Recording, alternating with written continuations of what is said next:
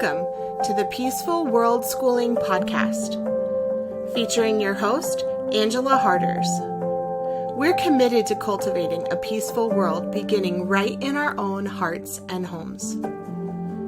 Together, we believe that the world is our biggest and best classroom, and the people and places in it are our greatest teachers.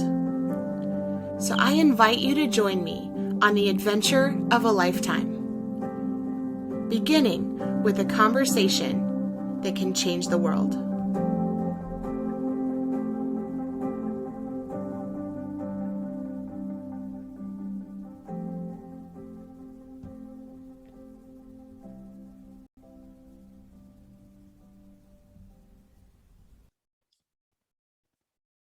Hello, and welcome to the Peaceful Worldschooling podcast, where we are committed to cultivating a peaceful world beginning right in our own hearts and homes.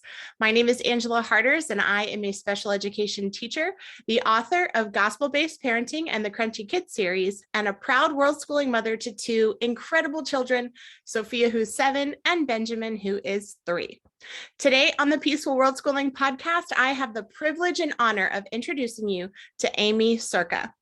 Thank you so much for joining us today as we have a conversation that can change the world. Thank you for being here, Aimee. Absolutely. I'm so glad to be here. And to get us started, would you mind just sharing a little bit about you, your family, and your story? Yeah, definitely. So I'm a mama to 3. We do homeschool. Mine are 9, so 4th grade. My William, 5, Wyatt, so he's in preschool this year, and then Brooklyn, who's now 4, and we call her our honorary preschooler because she's the total redhead, not going to be left out at all, has to be involved. So married to my best friend. He's a truck driver, which kind of brings an interesting dynamic into my story, but he's home now every night, which is great. And then I am a financial coach. I run my own business from home. And I guess a little about my story is I was a really young single mom. William was born a couple days before my 19th birthday. And it was really just me. I had worked my way up in fast food management, but that wasn't going to work anymore being a single mom. I had to work when my son was in daycare. So set out to find something else, ended up in insurance, had a really, really great boss. Well, the second company, I had a really great boss, but it was all part of the journey that I was able to be there for the big moments. And it was never a problem to get off for holiday parties because he was in daycare at the time. But my dream was always to be there for the everyday moments and be there. I had a really strong example growing up of my mom. And even when my parents were divorced, my mom was always there for us. And she always kept her promises. When she promised that okay, this was going to happen and I was going to be able to graduate from the same high school. I wasn't going to have to move high schools. Actually, it was my dad that said that. But when things changed and he didn't stick with that, my mom held the line and was there for me and was really a huge role model support. And that was definitely something what I wanted to do. And it really sparked the interest. It was I've got to figure something out. This is great that I'm able to be there for the holidays, but I want to be there for the everyday moments. And long story short, it's a very long entrepreneur journey.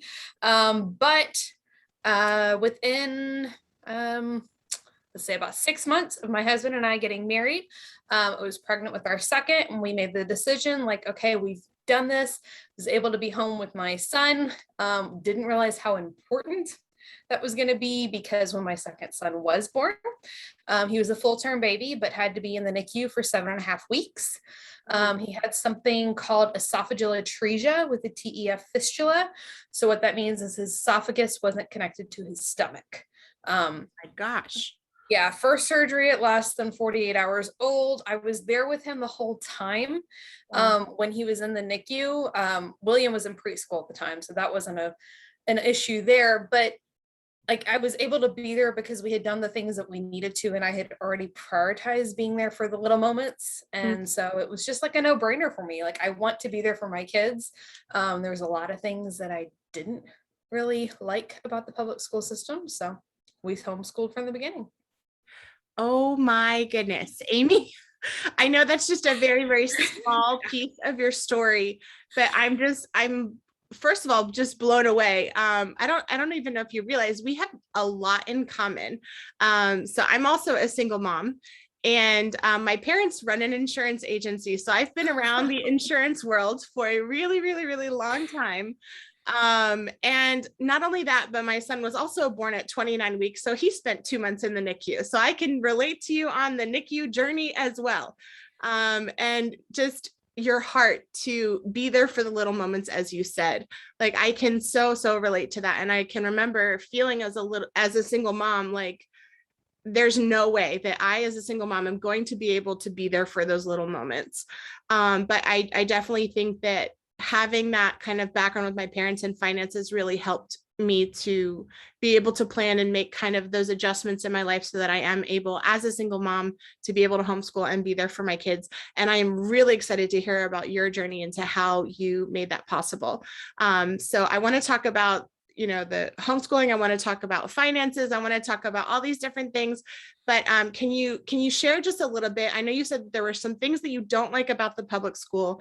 I'm actually a public school teacher leaving the public school system. In part because there are a lot of things that I also don't like about the public school. And I would love to hear what were some of those things that you felt like just didn't align with you about the public school that contributed to your journey and your decision to homeschool. Yeah, so there's a lot. Public school can be great. And I always try and preface that it's not just about bashing public school, because it definitely is needed for some, but it wasn't for us. And there is a lot of babysitting, for lack of a better word, that happens now because like the kids are there for so long and there's so many kids in the classroom and so much filler work. That part wasn't needed. And also like being able to teach to the different learning styles. I mean, we are crazy about dinosaurs right now. So he's doing a paleontology course this year as a fourth grader. And like that would not be happening if he was in public school. So like the time freedom, the curriculum freedom, and also like what they're actually learning. Like we're charged with guarding their hearts. And there's a lot of things that have become like socially acceptable that I don't really need my fourth grader to be learning right now, and being able to protect them and teaching, believe in creation science. So being able to teach the creation science as well as the evolution theory and being able to teach both. That's wonderful. And I totally agree with you about, like the freedom aspect of it, of, having freedom and not wasting a lot of time. And I definitely see that in the classroom. Like we waste so much time that it just shatters my heart when I look at these kids and I'm just thinking, I'm like, wow, this is such a waste of their time. And when we waste our time, we waste our life, and what an awesome opportunity. I mean, to be in fourth grade, taking a paleontology course, pursuing his passion, doing what he loves, being happy, fulfilled, and with the person that loves him the most in this world. I mean, it sounds like it doesn't get any better than that. That's awesome. And so I like that you're kind of picking these things that are into your child's interests. How would you describe what your homeschool style is? I know I've talked before about how there are different types of homeschool styles. Do you have a particular style that you resonate with? We are pretty eclectic. If we had to lean one way, probably Charlotte Mason. But I definitely kind of seem to pick and choose from different areas. Yeah. So for my listeners that aren't familiar with those terms, can you explain a little bit more what you mean by when you say eclectic or Charlotte Mason? What does that look like for you? Eclectic just kind of means we pick and choose and pull from different areas. It's very like a customized approach. And Charlotte Mason focuses a lot on lifestyle learning. My kids know I will turn anything into a lesson. So just be aware. We'll have a conversation, we're out somewhere, and like I just give them this look and they know we're having a conversation about this later and like what this actually means. And for me, it's really about being transparent, not like saying, okay, you're too young for that, you don't understand, and or like just including them in the conversation. And we transfer that into the finances as well, like them being involved and like learning the information. Yeah, the fifth the 5-year-old's not going to pick up as much necessarily as the 9-year-old, but like they still pick up information and we still have stuff. And I'm like, okay, we're going to table that. Like, I'm not ready to have that conversation with you yet, but just really being open and having those conversations and learning through life. I feel like we should always be learning, like creating a lifestyle of learning. Absolutely. I totally agree with life learning. And my personal family, our style is more unschooling, but I don't like that term. That's why I came up with the term peaceful world schooling and peaceful world schoolers, because I feel like that communicated more of what we stand for, of that idea, exactly what you mentioned, of all of life is learning. There's something to learn from everything and everyone that happens in this world. It's not just limited to, what we do in this worksheet or in this textbook or whatever, or in this curriculum, even, being able to kind of think and learn outside of those boxes that we try to, fit ourselves and our children into.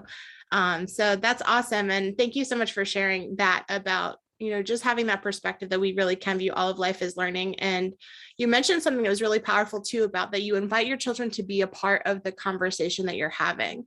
And in particular, in regards to finances, I'm wondering, like, what does that look like for you guys? I mean, how do you have discussions about finances that would include your children? Like, do they do chores? Do they have responsibilities that they're paid for? Like, how do you teach your children about finances? Yeah, so we don't pay for any chores. We talk about that as part of their contribution to the household. We all have different ways that we're contributing, and that's how we expect them to contribute. If they're not listening, I might pay them to read at one point, but I'm not ready for that yet, because I know that he would start reading like just on the next level, because he loves to read.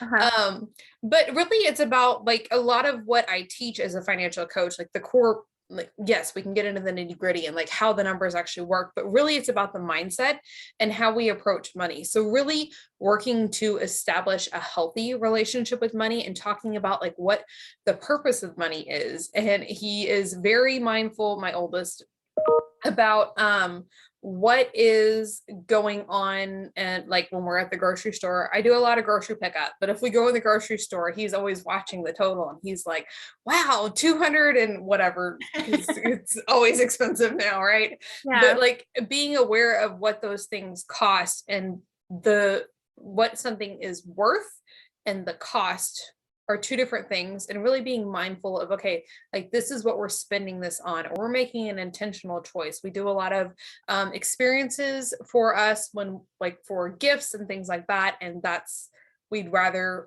work on creating memories than just getting a bunch of toys and stuff. So we'll talk about like, okay, no, we're not doing this, but the reason we're not doing this is because this is what's a priority for us, and really working on the language that we're using, because like as adults, or really as people in general, our money mindset is formed by the age of 9. So all the things that our parents told us growing up about money, like that creates such a huge impact. And when we learn and we're talking to them in a way that is empowering, it's going to make all the more difference for them long term. Wow. I mean, that's incredible. And I feel like I have so many questions in my head right now that I want to ask you about as like follow up to that. I really like that you made the distinction between talking about what something is worth versus what something costs. Can you expound a little bit more about what that means to you? Like, how do you make that distinction, or how do you, I guess, even explain that to a child of like figuring out what something is worth versus what it costs?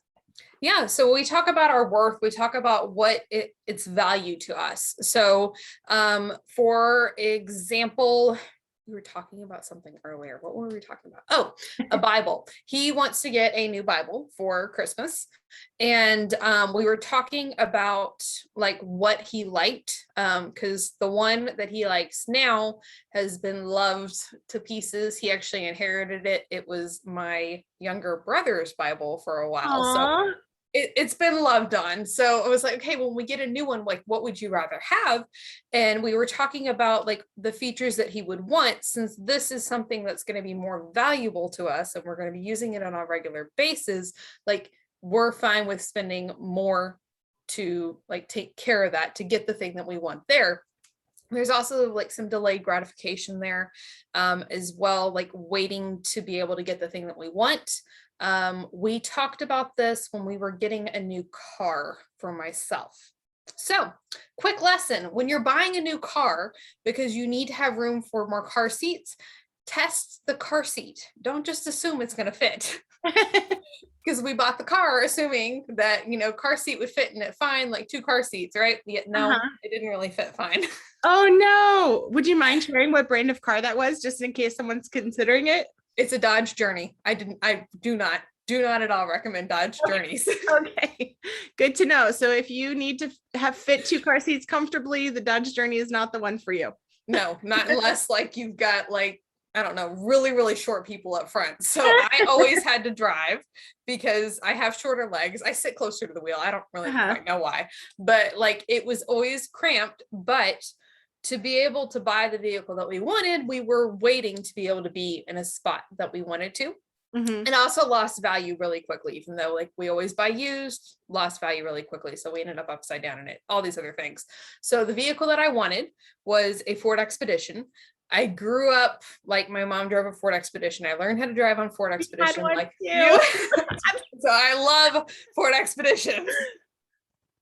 So in the process of waiting to be able to get the one I want, because I wanted captain chairs, which is where there's like the 2 bucket seats in the middle row, kind of like the van does, so that people can get in the back. But I'm not a van person. I know it's great for somebody, but I'm not going to drive a van. So waiting, like in the Dodge Journey, when William was sitting in the back, like we had to pop the hatch and he would have to climb in through the trunk. Like it was this crazy thing like that we made work because we had all 3 kids while we were working towards getting the Expedition. It was also really small in the 3rd row. So we talked about like, okay, we're not doing this because we want to get the vehicle that we actually want, which of course, probably about 18 months or so ago, we got the car. So I have my Ford Expedition now. We absolutely love it. But waiting, congratulations. Thanks. But waiting to get the thing that we want, waiting until we could afford to get the thing that we want instead of just settling for the right now. And the cheaper option, which isn't always necessarily the cheaper option because we end up spending more long-term. Wow. And speaking about cars too, do you recommend like saving until you can pay for a car in cash, or how do you feel about like financing big purchases like a car? Depreciating purchases like a car? Yeah, I think ideally it's fantastic to play cash for a car, but for most of us starting out, that is not realistic. And I'm all about making smart choices long-term with your finances instead of going into like kind of a crash course to try and correct everything at once. What we find is it's a lot like a diet. We end up yo-yoing. So you make a lot of progress and then we like go backwards and spend way more and end up in a worse situation. So total transparency, that's all about it. Our Expedition is financed currently.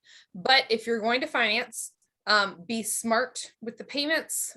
You don't necessarily need like all the bells and whistles, and be working to pay it off, of course, and don't buy new because you lose so much depreciation straight off the lot.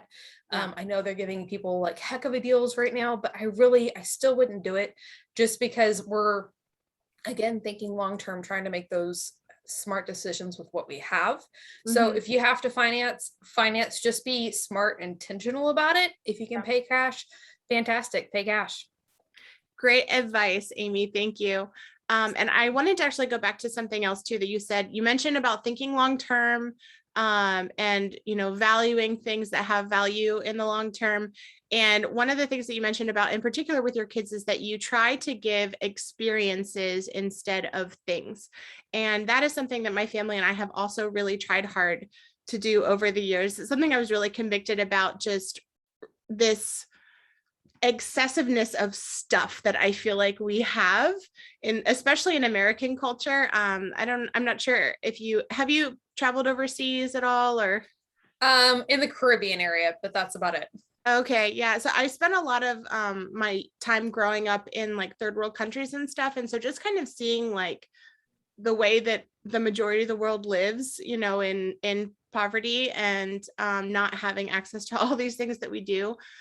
coming back and then seeing just this ridiculous abundance that we have and a lot of the wastefulness that goes along with that too, really made me want to kind of have that same idea with my kids of like, I want to be able to think long-term about the things that they're going to value long-term. And it's true, when people look back on their lives, they're not valuing like this toy that they got for Christmas or this, I don't know, new gadget they got for a birthday or whatever. Like when we look back on our lives, we really do. We value those experiences and those memories that we make with the people that we love. And so I'm wondering if you could share some of your favorite experiences that you guys have given, either that you've given to your family or to other families, to help kind of inspire my listeners to think of some ideas that they could give as a gift instead of, as we're preparing for Christmas, that we can think about preparing, to give experiences and give memories rather than giving more things. Funny that you should ask this, because I was literally just preparing my training for next month for my paid membership, and we made a list of this, and I've got a free gift with 45 different ideas. I call it the birthday experience manual, but it works for any holiday, so we can share that link to everybody as well. But it doesn't have to be complex, even, like, because a lot of times when we think about experiences, it's got to be this grand week-long vacation to the beach or something, which, they'll love. We've done that before. The time between when you're giving it to them and when you're actually going, though, depending on the age, that can be challenging, because we ran into that. Like, this was the gift, but like, okay, they kept wanting it to happen like tomorrow. It wasn't happening. But we've done camping trips. We just got back from a camping trip 2 weekends ago. Different, like, just zoo passes or even a trip to the zoo, aquarium. We have a local, which I know is more common in the Northeast, but like trains, a lot of people don't ride trains and subways in our area. So we have like a train line that runs from Fort Worth to Dallas, because I'm in the Fort Worth area in Texas. So we've done like day trips and like just got on one end and rode to the other and found something to do and then came back, and they totally thought it was amazing because we never get to go on a train. Let's see, we've done like day passes to museum. If you can do season passes, that's great, but even like just a one-time thing, like they enjoy that too. So museums, different types of, as homeschoolers, we all have the Facebook groups that you can go in and be like, okay, what do I need to go check out? So there's a bat cave, or it's not like a bat cave that you go in, but in Austin, and it's probably 3 hours south of us or so, you can see like all the bats fly out from underneath this bridge at dusk, and that would be something that they would love to do. So it doesn't have to be really like crazy complex, but really like the zoos and the aquariums and the local museums and those different activities that we don't necessarily make time for on the everyday basis are great. We really love camping, getting outside, away from the electronics, and all those things.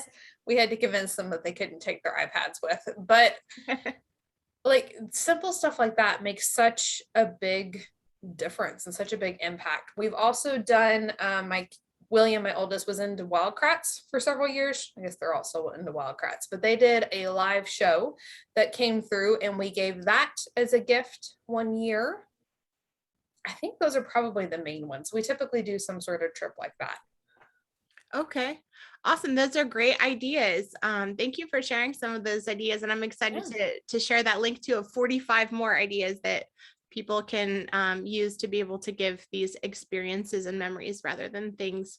I think some of the things that we've really enjoyed just as far as giving experiences, to one of our friends, we actually gave them like a zip line course thing that was close by us. And so it was really nice because it was a gift for her, but like my daughter was able to go with her. So it wasn't just the thing itself. It was like they were able to spend time together doing this new thing that neither of them had done before, zip lining and doing this ropes course in the forest. And that was like something that they really enjoyed a lot. And it was like, I could have spent that exact same amount of money on this brand new toy that would be like in the trash or in the donation bin, like a year later or whatever. So yeah, it's things like that, like are really great, as you mentioned, just to kind of get us out of the routine of what we would normally do.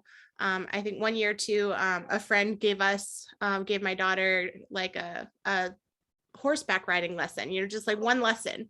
And so that was another thing that was really cool, like that she was able to, have this one lesson and she could ride the horse and see how she liked it. And that is a very expensive sport, by the way. Yes, it is. It's a very expensive sport, but I'm so thankful that she was able to have that opportunity, like, for her birthday, to be able to go and have this incredible experience. And she still talks about it to this day. So Awesome. things like that are wonderful, wonderful things that you can, give. So, as Aimee mentioned, it doesn't have to be this big elaborate, vacation or something like that. It literally can be like an hour long horseback riding lesson, or, as she mentioned, something free, like going and seeing these bats, come out from under this bridge or whatever. So it doesn't have to be something necessarily that you're spending a lot of money on, or, spending a week long time on. They can be, smaller, they can even be free. So yeah, definitely look for opportunities to create those memories with your children, rather than feeding into that like materialism that we have in our culture today. Definitely. Yeah. And so I know that for a lot of people that are considering homeschooling, one of the big things that is, of course, a barrier for them is finances. I know for me personally, that was my biggest one, because I was like, I'm a single mom. How the heck am I going to homeschool if I have to work 40 hours a week, and you also have to work. I live in an area, I live right outside of Washington, D.C. So most of the people here, they need, all the families here mostly are 2-income families. Like they don't have that luxury of being able to have only one person working, or in my case, like being a single parent, that they don't have someone else to depend on for finances. How can someone who is wanting to homeschool but sees finances as a barrier, how can they approach that and make homeschooling possible when for them finances are such a difficult, struggle? And starting off, I want to say that I totally understand the struggle. We didn't even like touch on the fact. So my son started kindergarten, 1 month into that, I had to call 911 when I went to pick up my husband from work because he was unconscious. Basically, they called it semi-conscious, and he ended up that he was in the hospital for 20 days. 15 of those was in the ICU, and he was out of work for 3 months. So we were completely without income then. I was not bringing in income from my business at the time. And thankfully, some adjustments with the thought processes around kindergarten, because we had to let some of that go and really have more of the unschooling year for kindergarten, which I think we can totally do. But there was a lot of mindset work that we had to do, like beyond that. But I want to like preface all that and say, like, we've gone from food stamps and WIC and SSI, which is a form of social security disability. Like, we have been in the place where it's tough, and like I get the struggle that we have with finances. But the first thing I really want you to do if you're struggling like this is ask yourself how. By asking yourself, like, how can I make this happen? You're looking for the solution. And if you're anything like me, you're saying, okay, what the heck, Aimee, like this is not possible. I can't do this, because that's exactly what I would have told myself. But we have to believe in the possibility. There are so many people out there that do the homeschooling work that are working full time. Yes, I do work from home, but I keep a modified schedule. But I was a little stressed when we were starting the school year because Wyatt is officially starting pre-K. And I was like, I don't know how I'm going to do this. Like, William has gotten to the point, like some of it's more like independent work. He doesn't need me the full time, but I'm going to add this other kid in and we're doing this. Like, I don't know how I'm going to have time to do schooling. And my husband is amazing. I just got to like shout that out for a minute. But he was like, okay, so like, why can't we finish this at home in the evenings? Like, it doesn't, just because we homeschool, it doesn't have to fit into like this rigid thing. That's part of the beauty of homeschooling. So letting go of our preconceived notions that like this is how it has to fit into things. And if you're in the homeschooling groups on Facebook, they are fantastic, but they will talk about a lot of curriculum and a lot of like things that some people do spend a lot of money on. And sometimes it's not even that they're spending a lot of money, that's just what they make a priority. But you can homeschool there's a lot of free curriculums out there that you can use. If money's really tight, I would start there. Public library, I don't know what ours is like, honestly. I have not tried to go back like since everything shut down, but actually that's not true. We've done remote pickups, but it's a lot harder to find a lot of books when you're looking on the computer because you have to know what you're looking for. But you can do a lot through the public library. There's a lot of free resources out there to be able to successfully homeschool. And there's nothing wrong with using them because they're still decent resources. They're still good curriculum. And like we've talked about, there's so much that they can learn through like life. And if you're cooking in the kitchen, they can be working on fractions and math. That was how we finally got fractions to click, was math in the measuring cup when we were cooking in the kitchen. But like there's hope out there, and really just asking yourself, like, what is the solution is a really big portion of that. I think being on top of your finances and being open to other possibilities is going to be a big thing as well, because a lot of times we'll feel like we're doing everything we can, but we say, one of the things that I say all the time is you don't know what you don't know, because like you don't know what you might be missing. That would be that missing piece. There's another part of that is like some of what you know isn't so like we've learned some wrong things, which I can attest to a lot when it comes to like money mindset and our finances. But at the core of it, we really just have to ask ourselves, how is it possible? And let your creative mind like even start to solve the problem for you. You'll be amazed at what you come up with. I really appreciate you mentioning that, like being able to kind of think outside the box in the way that we view homeschooling. And you're right, like a lot of people, when they first start thinking about homeschooling, they think about, 9 to 3, sitting down, doing these workbooks and, basically like doing school at home. And I can definitely attest homeschooling is not doing school at home. It is nothing like doing school at home. It is like doing life with the people that you love the most. That is homeschooling. And you can learn, as we mentioned, you can learn in any way, from anything, from anyone. And we also learn fractions through baking. That's our favorite way to learn and practice about fractions and measuring and multiplying, like multiplying fractions and all these kinds of things. So there's so much valuable learning that kids do in just sharing life with the adults that are in their lives. And even for people who want to do, like we personally, we don't have a curriculum at all. We don't use a curriculum at all, but if you do want to do some sort of like formal schooling or whatever, you can do that in the evenings, or you can do that on a Saturday. Like, who says that the official learning part of school has to occur Monday through Friday from 9 to 3? Like, nobody, Yes. And it definitely doesn't have to look like that at all. I am curious though, how do you manage running a business while also like working from home with children? How on earth do you do that? Yeah, it's I have said that in high school, things didn't necessarily come easy to me. I learned a lot of work ethic and time management during those years. It was a part of something that's called color guide. A lot of people haven't heard of that, but they're like the flags and the rifle section of the marching band. Okay. So that like time commitment on there, and they have another portion. We were 15th in the world my sophomore year. Like we did a lot there, and I really had to learn to manage my time. And that's really like how we use that now. So I can give like a brief rundown of how we do our schedule. Yeah. I'm not a morning person. My oldest is, which is great for him, but I'm not a morning person. We get up at a much more relaxed schedule. So I built in what I call our morning routines. So roughly from 8 a.m. to 10 a.m. is when we're doing our morning routine. So that's making sure everybody's getting dressed, eating breakfast, which I do make them get dressed. I know a lot of people will let them leave and stay in pajamas, but I know even for myself, we feel more ready for the day. We feel more presentable.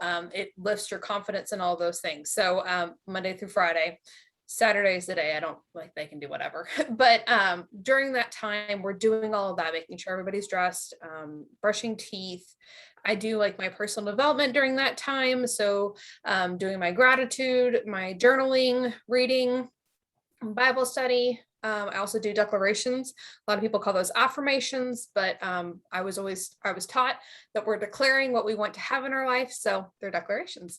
But those type of activities, it's not like a specific set in stone. If we, like this morning, we all slept in a little bit later. So it wasn't 8 to 10. It was more like 9 to 11, but that's about a 2-hour block there that we do.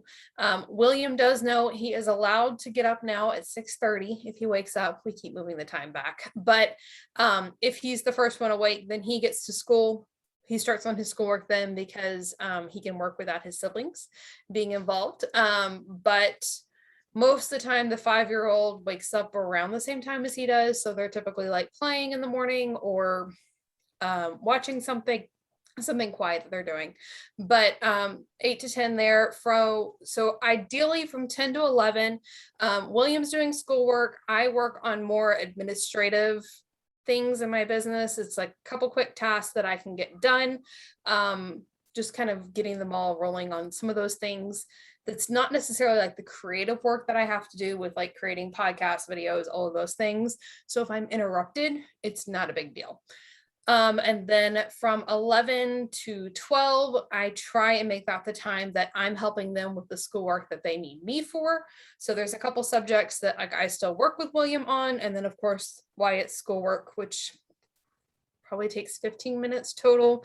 He's got one workbook that we are going through. It's like an actual curriculum. And then all of our kids are in something called Awanas. So they're learning and memorizing Bible verses. So the 3-year-old is in Awanas as well this year. Or I guess she's 4 now. Sorry, she's 4. But we work on their verses together. And then I'm helping William with either Spanish, geography, some of those things that he needs my assistance with. And then we try and do lunch about 12 to 1-ish or so. The goal is kind of just be wrapped up by 1. And then from somewhere between 1 to 2, but really the 2 to 5 range is when I will do more creative work. So if I'll do videos or podcasts, either my own or guest appearances, it's typically 1 day a week that I have, it's my mom that'll come help and watch with the kids. But other than that, it's on our own. And that's really the schedule, Monday, Tuesday, and Thursday. I do keep a small TV in the room here with me. So if I'm working on something, I'm not actually recording something. If Brooklyn wants to just come spend time with me, she's my youngest, then she can come sit in here and play, or she can watch her show for a little bit and like she's still here with me. And I'm able to get work done still as well because I can kind of block that out. Wednesdays, I do not work anymore. We started attending something this year. It's called Forest School from Barefoot University. So I don't know if you've heard of that before, but okay, so we go for like 2 hours basically every Wednesday and hike through the woods at 11 a.m. So I am not like camera ready for the rest of the day. And I've really kind of made that it's optional if I want to get something done later in the afternoon, but we can run errands. We go to the chiropractor every other week and we drive a little bit to see the one that we like.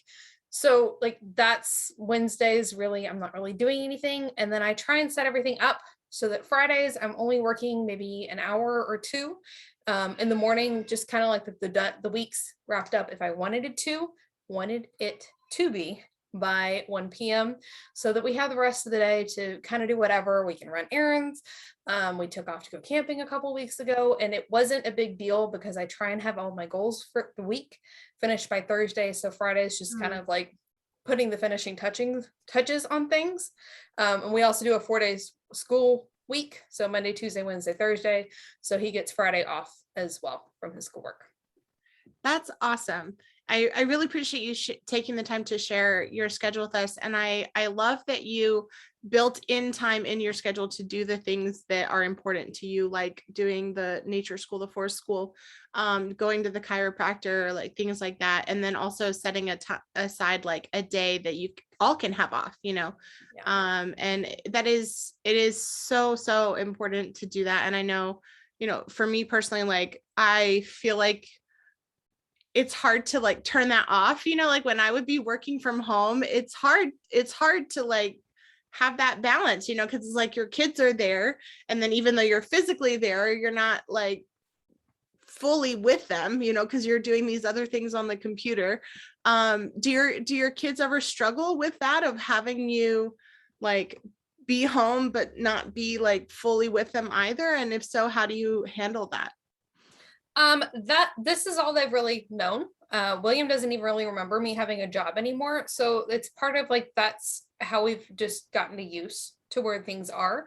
But there's a lot of grace in knowing that, I started my business to be here with my kids because I wanted to be present with my family. So I need to make that a priority. So understanding that, if somebody's having an off day and they need some cuddles, like, it's fine to take a step back and like cuddle. Like, things can be rearranged, and all of my coaching clients know that, like, if we're in the middle of a call and the kids come in and they are absolutely crashing and it's like nothing that we can do, like, okay, that's it. Like, we'll reschedule the call. This one's on me, no problem at all. But like, my kids are a priority, and we have to be able to be okay. Like, they are human. They're going to have times like where they have off days as well. And if it's one of those days, like having that grace and being flexible, like, okay, is it just like cuddling and sitting on the couch and I can kind of like do some administrative type thing with the computer here on the side, maybe something that was put on the back burner that like isn't going to take like that creative time. But I also think being prepared, because I work ahead. So if something happens and I get off this week, like, next week's content's not going to suffer because it's already planned, if that makes sense. Like, we work ahead so that things are ready. And again, if it's something live and life happens and it's not going to happen right now, I've done plenty of videos with kids screaming in the background. Like, my first webinar, everyone like at the last minute couldn't help me out, and my daughter screamed for about 35 minutes of it. Oh no. I had 3 people on. It's like my mom, the person that ended up like that she worked for me, and then one other person, and they were all really super sweet. But I was just like, oh my goodness, like, this is just like not working. And I really, reality, I should have just jumped off and like been present and won instead of trying to juggle. But I really think just having that grace and like allowing things to be where they are. We can't change the past, we can't predict the future, and just staying present, you're able to be present where you are. That's also why I started committing to like being done by a certain time and like closing the computer and walking away. I need to practice that. It's a big deal. And I think when my husband started, because he was gone like 2 to 3 weeks at a time. So it was no big deal for me to keep working because I didn't have like that accountability, like if somebody else walking in, because the kids weren't going to care like if we ate and then like I went back to work or whatever. And I think really holding yourself accountable. I think the biggest thing to start off this, to like start on this journey. Yeah, there we go. Was last January. So January 2020. It was a book that my pastor released that like he talked through. But when I read it, I was kind of like, I don't really know if this is like accurate, but it was talking about taking a day off of rest. And I was like, okay, fine. Like, I'm kind of the person, like, I'll try it, almost kind of like to prove you wrong type thing. So the first couple weeks was really hard. Like, I would sit there, I was like, I'm not going to work. This is just my day to do whatever. For us, it was Saturdays. I'm like, I don't care if you brush your teeth. Like, hopefully you do, but I am not going to check and see if you brushed your teeth. There's leftovers in the fridge. Like, I'm not getting dressed. Like, this is my day, like to sit here and watch Netflix or do whatever the heck I want. I play Killer Sudoku on my phone. So like getting caught up on that. But the first couple times it was really hard. And I'd be like thinking, I'm like, okay, don't think about work. Don't think about work. Like, you have to keep reminding yourself and like struggling with sitting there. But probably about 4 weeks into it, I started looking forward to it. So during the week when things would get tough and like it would be a lot to going on, or I get frustrated, it's like, okay, it's fine. Just a couple more days till Saturday, and then I can have like the day to do whatever. So I really strive to take the day off of work, try not to have a whole lot of housework. It's not always possible. Like, sometimes we do have to do stuff on the weekends, but really trying to take that step back and taking that day off of rest is really key. Yeah, it's hard. It's really, really, really hard to do. I know in the Bible, they talk about that Sabbath, and literally, the people in the Bible, I mean, they wouldn't do it, like they wouldn't cook, they wouldn't do anything.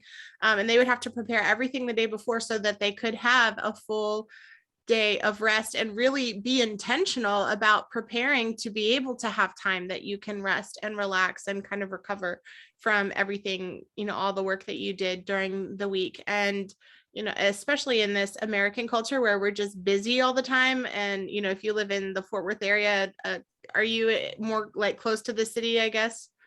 Yeah, I'm definitely in the suburbs. I mean, it's kind of all become one big city, but yeah, we're in the city. Yeah. And we're in the suburbs too, but the suburbs of a major city, it's like that busyness and that constant rush. And you always have to have something to do. And when we lived in Georgia, it was not like that at all. Like living in Georgia, it was like everything was so slow. And I remember when we would first go to like buy groceries at the grocery store, and people would try to like talk, they just have these conversations and want to talk about my children, and strangers everywhere were just so, it was like everything was so slow. And I was like, come on, let's go. Check me out. I got to get back home, whatever. But it's hard to break out of that mindset when all you've been used to is that lifestyle of busyness. And, but at the end of the day, it's so important that we can really model that for our children, of being able to take time, not just to be together as a family, but also being able to take time for ourselves as well, and to do the things that we love. And yeah, so thank you for reminding us of just the importance of that, of, yes, it is important that we work hard, but it's also important that we can rest hard too, and make time to be able to rest. And another thing, like I've been really trying hard to do when it comes to work, is I try to work after I put my kids to bed. So I've been putting them to bed, like my son, he's 3. He normally goes to bed like between 7 and 7:30. And then my daughter goes to bed usually around 8:30 is when she's like going to bed. But if she goes to bed at 8:30, I'm a night owl. So I will like work from, 8:30 till like midnight or 1 o'clock in the morning or something like that. And so I kind of find that as like my sweet spot, because then it's like, okay, they're asleep. I can work and get these things done, and I don't feel bad or guilty that I'm like on my computer when they're like, mommy, let's play, because it's challenging, for me to be at home with them when they're awake and they're wanting to play and they're wanting to spend time with me. And I don't want to see them, or I don't want them to see me just always on my computer, or feel like I'm, like physically present, but not emotionally present with them, Yeah. I did the work in it after the kids went to bed for a long time. And then I realized I made it not a requirement, because when my husband did start coming home, typically he goes to bed earlier because he's up earlier. So if I wanted to go to bed with him, I could.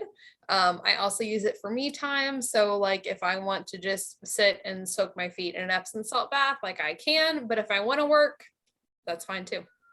Yeah, I love that.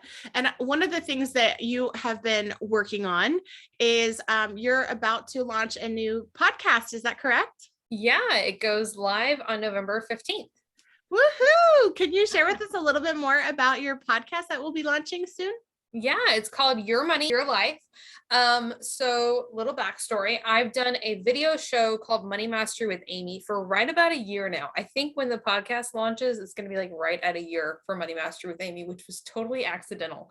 But really, when the opportunity came up for Forest School, Wednesdays at 1 p.m. is when I do Money Mastery with Aimee. If we were going to do Forest School, that was not really going to happen anymore. And I loved the idea of a podcast.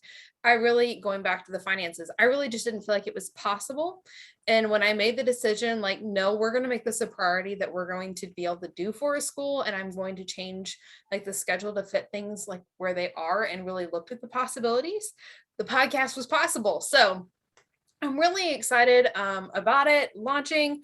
So what it is about is I help women to ditch financial stress and struggle for good. So we talk real authentic principles that actually work.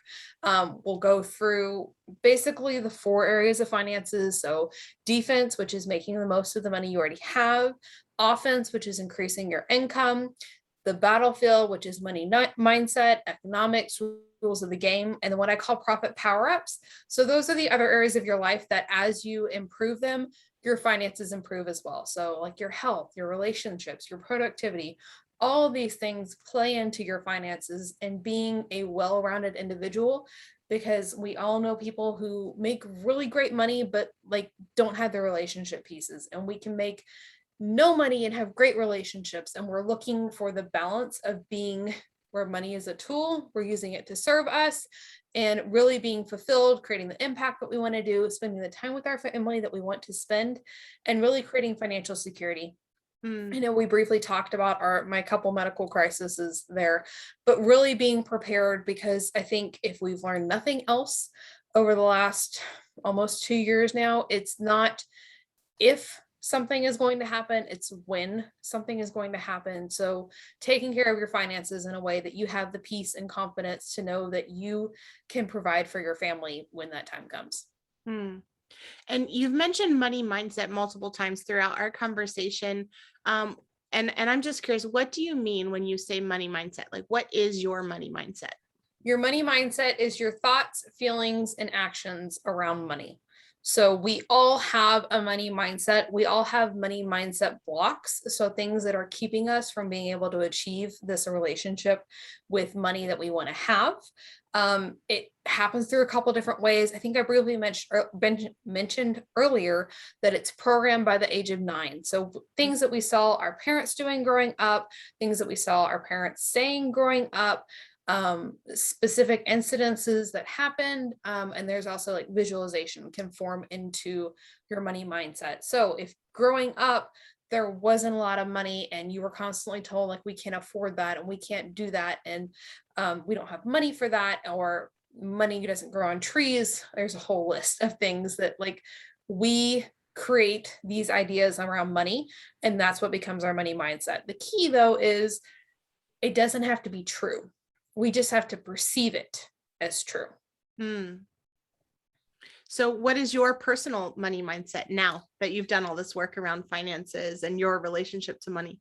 Yeah, so it's not like necessarily like a one statement thing that we can do. It's definitely more of like an ongoing process. I'm definitely open. I can share one of the main money mindset obstacles that I've had and that I created, because I think it'll definitely help people. So, with Wyatt, my middle son, when he was in the NICU, I mentioned that at that time, my business wasn't really producing an income. So even though it was really important at that time that I was there and present, I was there at the hospital the whole time. I left to take care of myself and to see my oldest son, but I was able to be there with him. But since I was not able to contribute financially, I mean, we were okay. About 6 months before that, we had a business deal that went bad. My husband is, like I said, he's a truck driver. So we owned a truck and we're contracted with somebody. They essentially got mad, broke the contract. It didn't matter. That was a breach of contract, and we were suddenly entitled to all of this money. They had to have had that money for us to do any good to do anything about it. So we went to zero income then, and then took a 50% income cut. So we were managing. It was a little tight, but we were managing.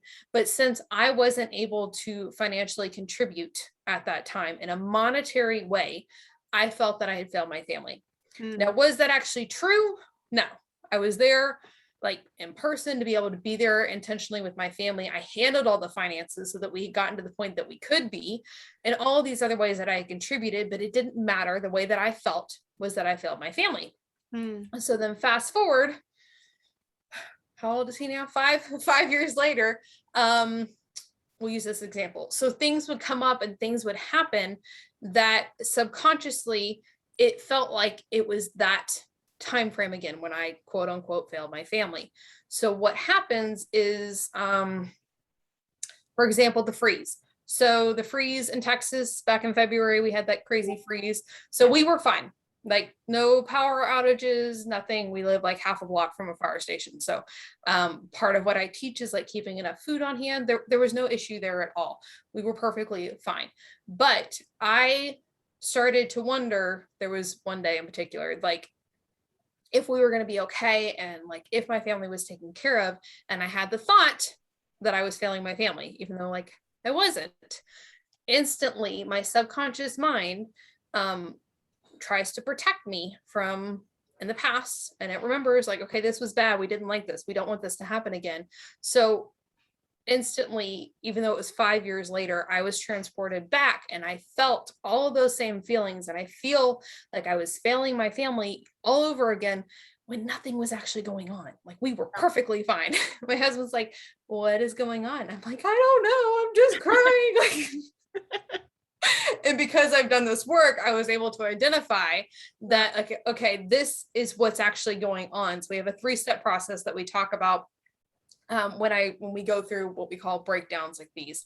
So the first thing we'll ask is like, what is actually going on? So tell me what's going on with that emotion. It's like, we have electricity, we have food, all of my family's here. Like there is really cold outside, but like we're fine. So then what happened in the past? So we talked about, then I'll say in the past, like I was not financially providing when Wyatt was in the hospital and we hit this financial crisis. So the third question is what's going on right now what happened in the past? And there's a lot of times when my coach taught me this exercise, I'd fought him, and I'm like, yeah, it is. It's the exact same. Like I wanted to be right. Like this is what's going on. I should be able to be upset about this. In reality, no, it's not. It's not the same. And we've simply created a link between what's happened in the past and projecting it into now. It doesn't always have to be this super like traumatizing thing. There can be other stuff. Growing up, I was spanked as a child, and I remembered this one instance with my father. We had gotten in a disagreement when my parents were still married, and I remembered getting a spanking, like getting a bad isn't the right word, hard spanking maybe. Okay, we'll go with that, hard spanking. And I was working through this mindset work, and I was like, okay, this is where I kept feeling like I wasn't heard. And that was where it went back to. So I went back to my mom because we have a really close conversation now. It was like, okay, this is what I remember. Like, just, I'm trying to get some context here. Like, what actually happened? And she's like, I don't know what you're talking about, Aimee. Like, if that happened, I would have been aware of that because they were both very like on board, having conversations, open conversations, all of that. She's like, I don't know what you're talking about. So what we've figured out is what happened is we got in a verbal disagreement, and I felt that my opinion wasn't being heard, and I felt like I was being shut down. Now, if that was actually true, we don't know, because again, it's just how I perceive things. So I perceived that beaten and turned it into like I had gotten spanked when it was just a verbal discussion, and I felt like I wasn't heard. So these crazy small little things all can add up, and we create these perceptions around them that aren't necessarily true. They don't ever actually go away. It's just how we handle them, and being aware that, okay, I'm struggling with spending money because when I was growing up, I saw that we never had enough money. So then I want to hold on to it, and I don't want to let go. Type example. Yeah. And it really is incredible to think about, just the way that our relationships were with money as children and how that impacts who we are today and our relationship to money now. And I know a lot of people probably haven't even really taken the time to consider that. Like every single person has a relationship with money.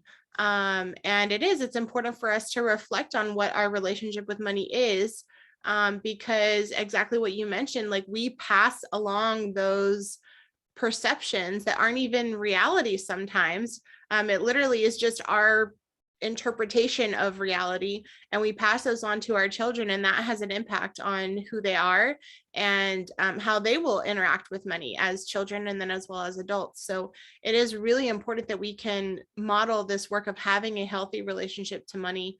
And I'm really excited to have been able to connect with you, that you're a financial coach and that you're able to provide that coaching for people that are looking to have a healthier relationship to money and to their finances. We've talked about your podcast.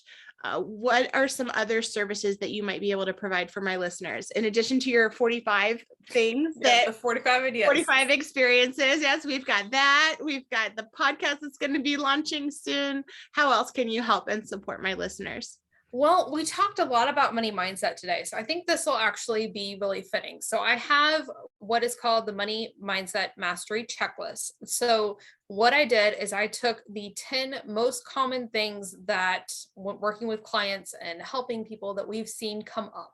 So the 10 most common things that you need to work on to be able to create an unshakable money mindset, because within that money mindset, that's where we see the biggest breakthroughs happen, because it's not the tangible part. We can't physically touch our money mindset, so we don't necessarily think about it. So it's 10 simple steps to create an unshakable money mindset. So we can definitely share the link for that. And then did you also mention that you have a YouTube also, or? Yeah, I'm on YouTube and Instagram are my two primary places. And then of course you can check out my website. That's aimeecerka.com. It's really simple. I know we'll add all the links in, but I'm on Facebook too. I like hanging out on Instagram more. So you can find me on Facebook, but just check me out on Instagram. Okay, great. And as Aimee mentioned, I will make sure that I include all of those links for you all in the description of this podcast. Or if you're watching this on YouTube, it will be in the description. So make sure that you check out all the links that are in the description so that you can connect with Aimee, and hopefully she can continue to support you in your journey as you're learning about your own money mindset and hopefully experiencing some freedom from the past and creating something new for the future for you and your kids. So thank you so much, Aimee. And if you had one piece of advice that you would like to share with my listeners before we kind of sign off for today, what piece of advice would you like to share with them? And that could be about homeschooling, parenting, entrepreneurship, finances, whatever we've talked about a lot today. If you could share one piece of advice that you would like to leave our listeners with, what would it be? I think it's going to go back to the grace and learning to have grace with yourself. Especially those of us who are looking to achieve more and wanting to do more, the recovering perfectionist, all of those things. When we learn to have grace with ourselves, we're able to really live in the present. And I know if you're listening and you're watching, like, your kids are a priority for you, because like that's just the way it is. And if we can learn how to be present in the moment and have grace with ourselves, I think everything begins to change. So just really be okay with where you're at right now. That's beautiful. Thank you so much for sharing that, Aimee. And thank you so much for just sharing your time and your heart with us on today's episode. This was so wonderful to be able to connect with you and hear a little about your homeschooling journey and your journey, not just as a mom, but as an entrepreneur and as a financial coach. And thank you for sharing your wisdom with us about finances and how we can teach those, healthy habits with our children as well. This has been an absolutely amazing episode, and I hope that to all my listeners, thank you for joining us too. I hope that this episode has been as much of a blessing for each of you as it has been for me. And as I mentioned, I will make sure that I put all these links that Aimee mentioned into the description. So please check those out. Also, remember that there are new episodes of the Peaceful Worldschooling podcast that are released every single Tuesday. So make sure that you subscribe so you will not miss out on a single one. If you would like to continue supporting me and my work as well, please share this episode with your family and friends, and also consider donating at the links below in the description. I hope that your day is as wonderful as you are, and I will see you next Tuesday. Bye. Join us next Tuesday on the Peaceful Worldschooling podcast. I'm your host, Angela Harders, and I hope that your day is as wonderful as you are. If you like this video, please make sure you subscribe and click the bell so you will not miss out on a single episode.